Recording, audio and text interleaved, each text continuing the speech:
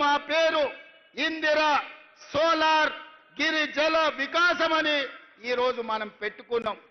పేదోళ్ళు, దళితులు, గిరిజనుల గూడాలలో వాళ్ళ కళ్ళల్లో వెలుగు చూడాలి అని చెప్పి ఇందిరమ్మ ఆనాడే పునాదులేసింది. ఆ ఇందిరమ్మ వారసులుగా ఈరోజు మేము మీ ముందుకు వచ్చి నిలబడ్డాం. సోదరులారా, ఇవాళ మీరు ఆలోచన చేయండి. 10 ఏళ్ళు తెలంగాణ రాష్ట్రంలో ఏ ఒక్క నాడైనా ముఖ్యమంత్రి వచ్చిండా, గిరిజనులను కలిసిండా?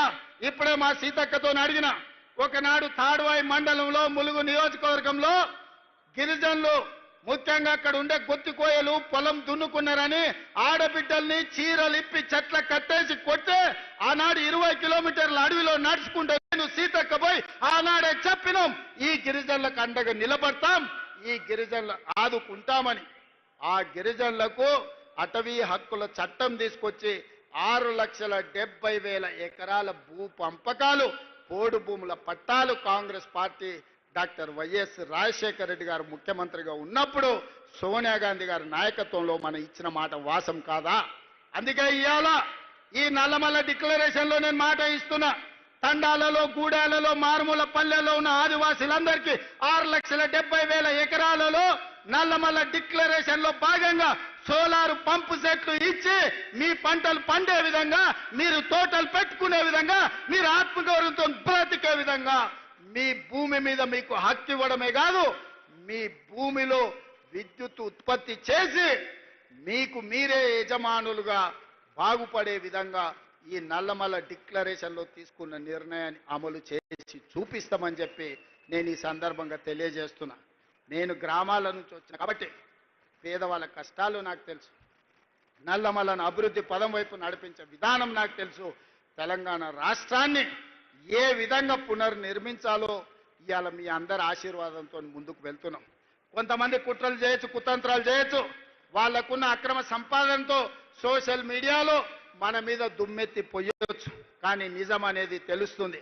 ఆ నిజం ఎట్లా తెలుస్తుందా అంటే, సన్న బియ్యంతోని బుక్కెడు పువ్వ కడుపులకు పోయినప్పుడు ఆ ఆడబిడ్డకు తెలుస్తుంది, వాళ్ళ పిల్లలకు బుక్కెడు పువ్వ పెట్టినప్పుడు, ఇంటానికి పెట్టినప్పుడు ఇది ఇందిరమ్మ రాజ్యంలో మా రేవంత్ అన్న ఇచ్చిండు సన్న బియ్యం అని చెప్పి ఆ ఆడబిడ్డలకు తెలుస్తుంది. ఇవాళ 60,000 మంది నిరుద్యోగ యువకులు ఉద్యోగాలు వచ్చి ప్రతి నెల జీతం కోసం సంతకం పెట్టినప్పుడు ఈ ఉద్యోగం మా రేవంత్ అన్న ఇచ్చిండు, ఆయన వచ్చినాకనే మాకు ఉద్యోగం వచ్చింది అని చెప్పి అతను గుర్తు చేసుకుంటాడు. ఇవాళ గవర్నమెంట్ స్కూళ్లలో, రెసిడెన్షియల్ పాఠశాలల్లో చదువుకుంటున్న విద్యార్థులకు 40% డైట్ ఛార్జెస్ పెంచడమే కాదు, ఆడబిడ్డలకు 200% కాస్మెటిక్ ఛార్జెస్ పెంచడం కదా. ప్రతి నెల అవి పొందినప్పుడు ఆ బిడ్డలు గుర్తు చేసుకుంటారు. ఇదే కాదు, రైతు రుణమాఫీ 20,617 కోట్ల రూపాయలు, 25,55,364 మంది రైతులు పాస్ పుస్తకం చూసినప్పుడల్లా మా సోదరుడు రేవంత్ రెడ్డి 2 లక్షల రూపాయల వరకు 21,000 కోట్ల రూపాయల రైతు రుణమాఫీ చేసిండని మా రైతులు గుర్తు చేసుకుంటారు. ఈ విధంగా చెప్పుకుంటూ పోతే 50 లక్షల కుటుంబాలు ఇవాళ 200 యూనిట్లు ఉచిత కరెంటును ఈ రోజు పొందుతున్నాయి. 3,10,00,000 మంది తెలంగాణ రాష్ట్రంలో సన్న బియ్య లబ్ధిదారులు ఉన్నారు. వీళ్ళందరూ గుర్తు చేసుకున్నప్పుడు ఆ సన్నాసులు సోషల్ మీడియాలో చేసే తప్పుడు ప్రచారం నాకు ఒక లెక్కన అని చెప్పి ఈ రోజు మీ అందరి ముందర నేను చెప్పదలుచుకున్నా. కాబట్టి మిత్రులారా, ఎవడు ఏది చెప్పినా నిజం మీకు తెలుసు, నిజం మీ కళ్ళ ముందర ఉన్నది. నిజాన్ని నిర్భయంగా కాంగ్రెస్ పార్టీ కార్యకర్తలు, తెలంగాణ బాగు కోరుకునే వాళ్ళు నిర్భయంగా నిటారుగా నిలబడి చెప్పండి. ముఖ్యంగా మా ఆడబిడ్డల్ని 1,00,00,000 మందిని కోటీశ్వరులను చేసే బాధ్యత మాది. పోయిన సంవత్సరం సెర్పులో 15,000 కోట్లు, మెప్మాలో 6,000 కోట్లు, 21,000 కోట్లు సంఘాలకు లింకేజ్ ఇచ్చినాం. ఈసారి ఇప్పటికే 15,000 కోట్లు లక్ష్యం పెట్టుకుంటే 20,000 కోట్ల రూపాయలు ఈ సంవత్సరం కూడా మా ఆడబిడ్డలకు బ్యాంకు లింకేజ్ తోని మా బట్టి గారు అందించడం. ఎవరైతే లబ్ధి పొందినరో లబ్ధి పొందిన వాళ్ళు గుర్తుపెట్టుకుంటే చాలు. ఎవడైతే తప్పుడు ప్రచారం చేస్తుండో కడుపు నిండా విషం పెట్టుకొని ఆ విషంతో విష ప్రచారం చేయడం ద్వారా మన ప్రతిష్టకు భంగం కలిగించాలనుకుంటున్నారు. నేను వాళ్ళందరినీ పట్టించుకోదలుచుకోలేదు, వాళ్ళ దిక్కు చూడదలుచుకోలేదు. ప్రతి ఊర్లో ఒకడో ఇద్దరో తాగుబోతులో సన్నాసులో ఉండనే ఉంటారు.